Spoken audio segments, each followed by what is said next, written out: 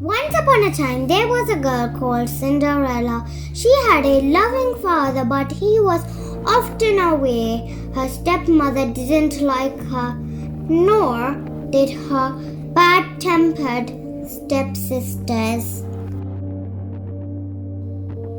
They made Cinderella stay in the kitchen all day long, washing dishes, sweeping floors, and looking after the fire. She even slept in the kitchen among the cinders. One day they came running into the kitchen. "Look, Cinderella, an invitation from the king," cried the sulky one. "We are going to a ball," cried the stroppy one. "At the palace, us, not you," they added, smirking. They began to argue about shoes and dresses. They were still arguing on the night of the ball when poor Cinderella had to help them get dressed. When they had gone, she couldn't help feeling sad. "I wish I could go to the ball," she sighed. Suddenly, the gloomy kitchen lit up. "You can, my dear," looking up Cinderella. So a kind old lady. "What? Who are you?" "I am your fairy godmother," said the old lady, "and I say you can go to the ball." "But how?" cried Cinderella. "In a coach, of course." The fairy godmother laughed. She sent Cinderella into the garden to get a pumpkin. Then she waved her magic wand. The pumpkin turned into a golden coach. "Now we need horses," said the fairy godmother. "Let this mice out of the cage, please." Cinderella did as she was told. The fairy godmother waved her wand and 4 white horses stood before the golden coach.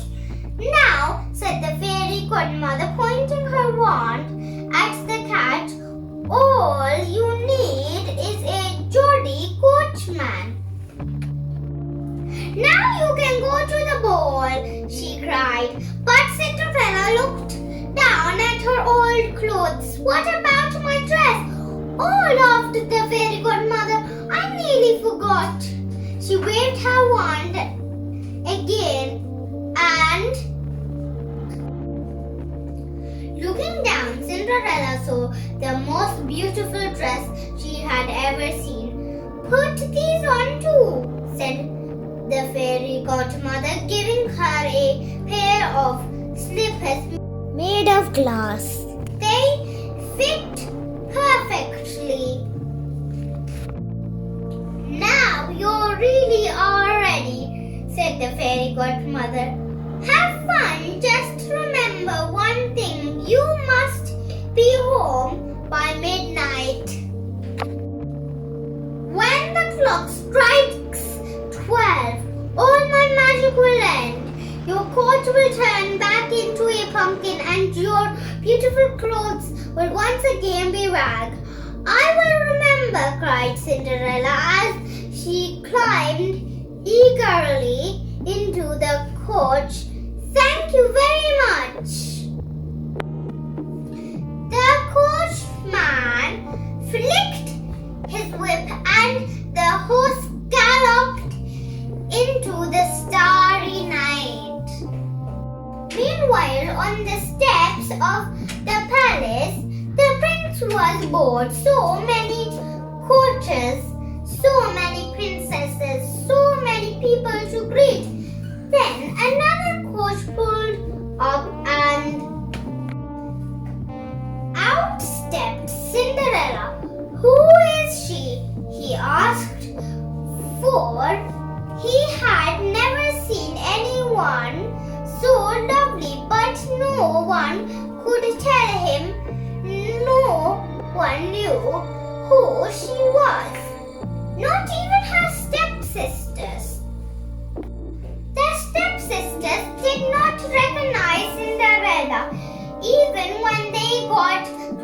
but they did feel jealous. Why does the prince not look at us? They cried, for the prince looked only at Cinderella. Why does he not dance with us? They cried. When the prince asked Cinderella to dance again and again, for he had fallen in love with her. As for Cinderella, she could hardly believe what was happening. And the prince was dancing with her. She was so happy that she forgot the fairy godmother's warning even when the clock started to strike midnight. 1, 2, 3, she danced on. 4, 5, 6, she danced on. 7, 8, 9. Suddenly she remembered and began to run towards the door.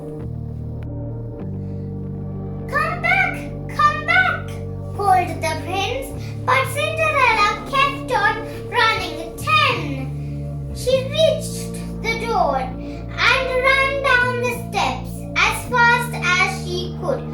1 of her slippers fell off, but still she kept running.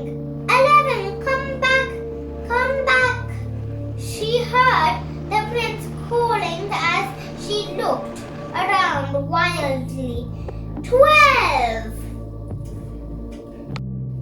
Where are my coach and horses? She cried. Suddenly she began to walk home back to the kitchen. I will never see the prince again, she sighed. Meanwhile, the prince was determined to find the beautiful princess with whom he had fallen in love.